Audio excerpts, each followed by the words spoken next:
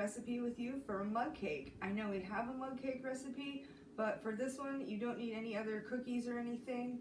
Usually if I need a chocolate mug cake, I don't have those other cookies, or I would have just ate them first. So let's get started. I am going to start with my dry ingredients and a mug, of course. 2 tablespoons of flour, 2 tablespoons of sugar. And this is exactly how I do this at my house. I get everything out and I do it in this order. 2 cocoa powder, a pinch of salt, a half a teaspoon of baking soda, and I put it in here and I go like this because I don't want to have any clumps of baking soda for sure in there. We're going to mix this well. Mix it until you don't see any more different color variations between the flour and the cocoa powder. Now we're gonna add our wet ingredients. Into that goes plant milk, whatever kind you would like. 3 tablespoons. 1 tablespoon of oil.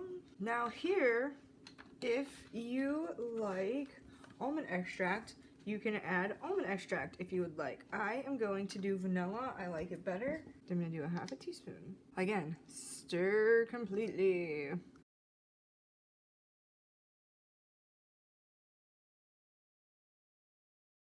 Now that it's all mixed, we'll scrape down the sides.